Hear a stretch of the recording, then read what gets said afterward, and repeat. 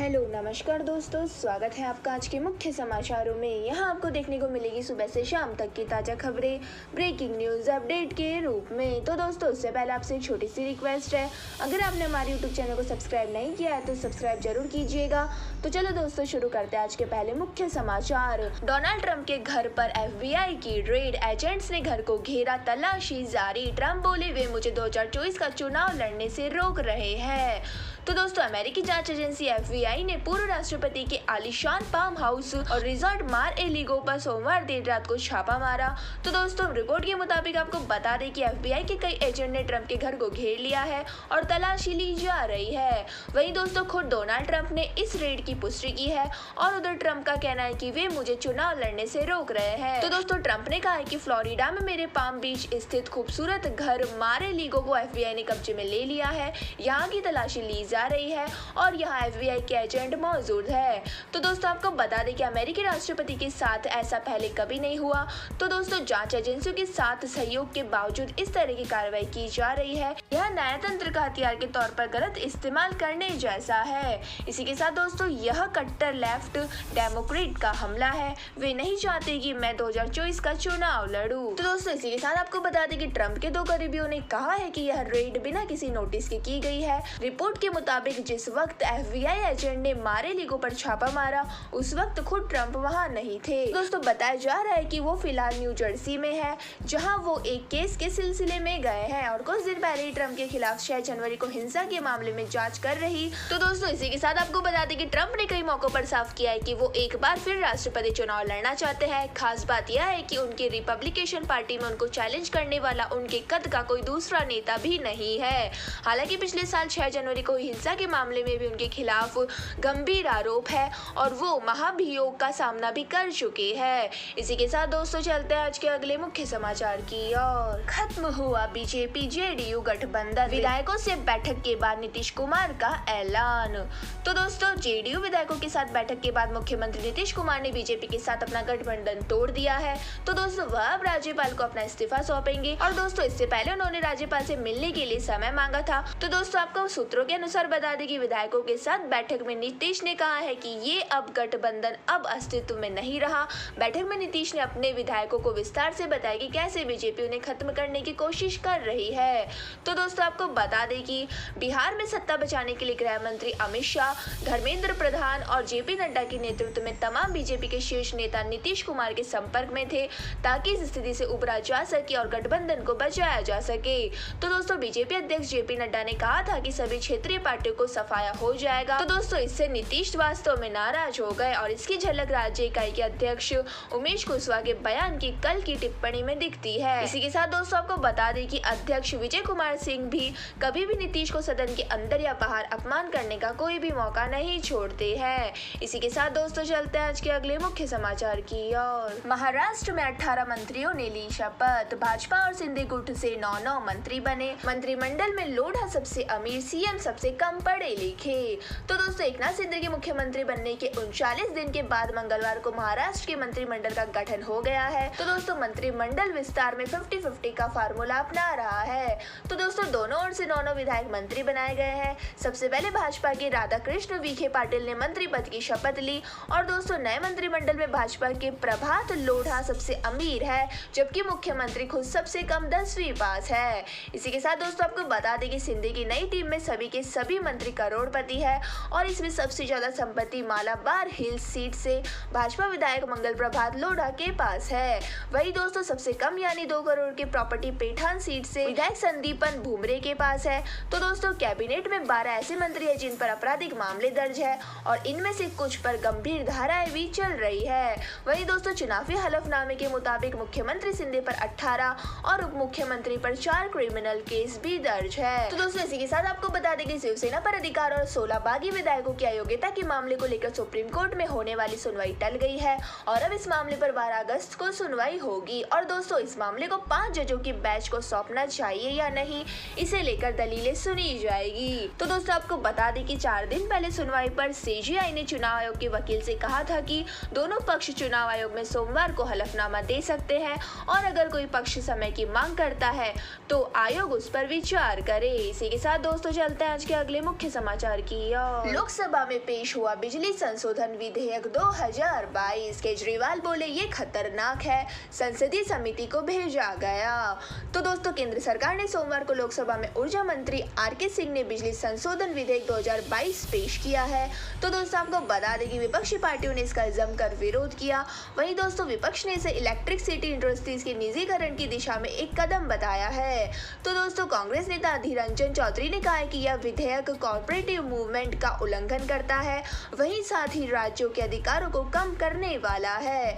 तो दोस्तों आपको बता दें कि दिल्ली के मुख्यमंत्री और आप के संरक्षक अरविंद केजरीवाल ने कहा कि लोकसभा में बिजली संशोधन बिल पेश किया गया और यह कानून बेहद खतरनाक है, जो देश में बिजली की समस्या सुधारने के बजाय और खराब कर देगा। और दोस्तों इसी के साथ उन्होंने बताया कि इससे आम लोगों की तकलीफें बढ़ेगी, बस चंद कंपनियों को ही फायदा होगा।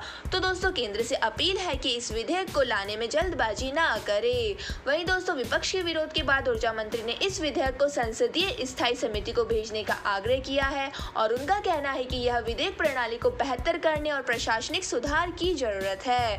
तो दोस्तों आपको बता दें कि सरकार का कहना है कि इस विधेयक से बिजली वितरण क्षेत्र में ज्यादा से ज्यादा निजी कंपनियों की एंट्री का रास्ता तैयार होगा और इस सेक्टर में निजी कंपनियों का दखल बढ़ने से सस्ती बिजली का दौर समाप्त हो जाएगा।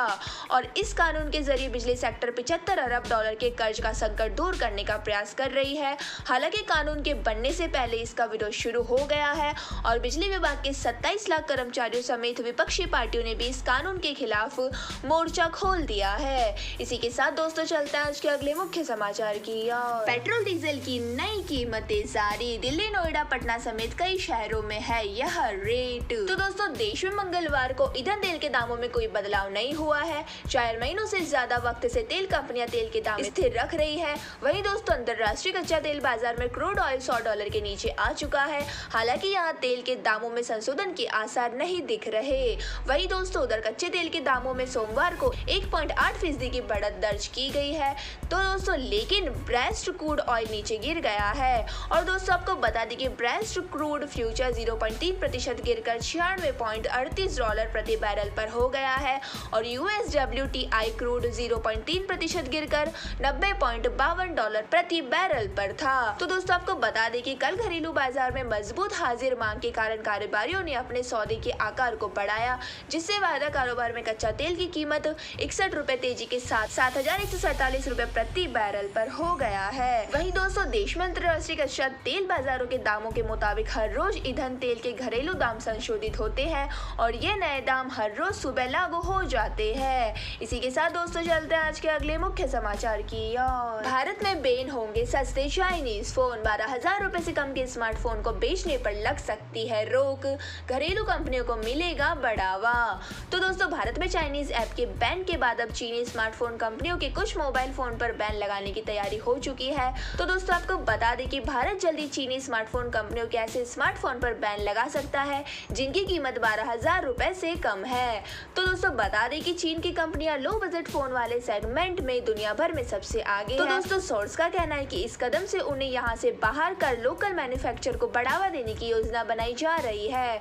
तो दोस्तों इस फैसले से सबसे बड़ा झटका Xiaomi को लगेगा, क्योंकि दोस्तों बजट स्मार्टफोन बेचने में यह नंबर 1 कंपनी है। और दोस्तों इसके बाद आईटेल, टेक्नो और इन्फिनिक्स जैसे सस्ते फोन बनाने वाली एशियन के मार्केट पर भी इस फैसले से असर पड़ सकता है। तो दोस्तों आपको बता दें कि मतलब यह है कि चीनी कंपनियों के आने से लावा और माइक्रोमैक्स जैसी घरेलू कंपनियों के स्मार्टफोन की बिक्री पर बुरा असर पड़ा था।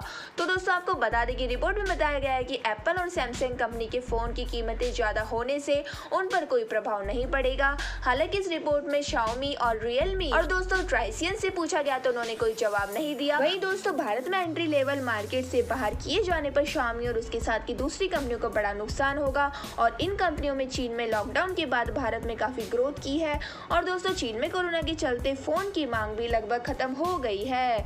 इसी के साथ दोस्तों चलते हैं आज के अगले मुख्य समाचार की ओर। जियो की 5G सर्विस 1000 शहरों में पूरी हुई कवरेज की testing, count gaming, TV stream से लेकर हॉस्पिटल तक में यूज हुई सर्विस। तो दोस्तों आपको बता दें कि जियो ने करीब 1000 शहरों में 5G सर्विस शुरू करने के लिए 5G टेलीकॉम डिवाइस की टेस्टिंग की है।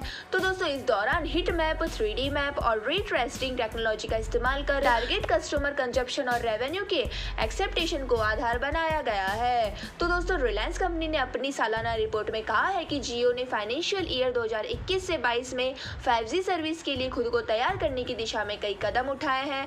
तो दोस्तों कंपनी ने आगे कहा है कि जियो ने 5G टेक्नोलॉजी से जुड़ी सर्विस की ग्राउंड लेवल पर टेस्टिंग भी की है। और दोस्तों इस दौरान AR, VR, क्लाउड गेमिंग और टीवी स्ट्रीम, हॉस्पिटल और इंडस्ट्रीज यूजेस को देखा गया है। तो दोस्तों आपको जानकारी के लिए बता दें कि देश में इस महीने 5G सर्विस शुरू को लेकर दूसरी सबसे बड़ी टेलीकॉम कंपनी एयरटेल ने ऐलान किया था। इसके लिए कंपनी का एरिक्सन, नोकिया और सैमसंग के साथ एग्रीमेंट भी साइन किया गया है। वहीं दोस्तों उधर जियो ने भी 15 अगस्त को पूरे देश में 5G नेटवर्क सर्विस लॉन्च करने के संकेत दिए हैं। इसी के साथ दोस्तों चलते हैं आज के अगले मुख्य समाचार की ओर। तेलंगाना में बीजेपी नेता का शव पंखे से लटका मिला, मौत की वजह साफ नहीं हुई। शुरुआती जांच में पुलिस आत्महत्या मान रही है। तो दोस्तों तेलंगाना के एक भाजपा नेता गणानेंद्र प्रसाद का शव सोमवार को हैदराबाद स्थित उनके पेंट हाउस में मिला है। तो दोस्तों प्रसाद के पर्सनल असिस्टेंट ने उन्हें पंखे से लटका पाया। तो दोस्तों शुरुआती जांच में पुलिस इसे आत्महत्या मान रही है। हालांकि उनके पास से किसी तरह का सुसाइड नोट नहीं मिला है और ना ही अब तक आत्महत्या करने के पीछे का कोई कारणों का पता चल पाया है। तो दोस्तों जानकारी के मुताबिक मौत से पहले भाजपा नेता ने अपने PA से कहा था कि वे आराम करना चाहते हैं, इसलिए उन्हें कोई डिस्टर्ब ना करे और वह अपने कमरे में चले गए और काफी देर तक बाहर नहीं निकले। इस पर उनके PA ने दरवाजा खटखटाया लेकिन कोई जवाब नहीं मिला और दोस्तों इसके बाद PA ने कमरे की खिड़की को तोड़कर अंदर देखा तो प्रसाद का शव पंखे से लटका मिला। तो दोस्तों पुलिस ने बताया कि सोमवार सुबह सूचना मिली कि मियापुर थाने क्षेत्र में एक व्यक्ति ने खुदकुशी की है। तुरंत एक टीम को मौके पर भेजा गया जहां भाजपा नेता का शव पंखे से लटका मिला है। तो दोस्तों आपको बता दें कि हाल ही में कर्नाटक के दक्षिण कन्नड़ जिले में बीजेपी नेता प्रवीण नेटार की कुल्हाड़ी से काटकर हत्या कर दी थी। वहीं दोस्तों प्रवीण भाजपा युवा मोर्चा के जिला सचिव थे।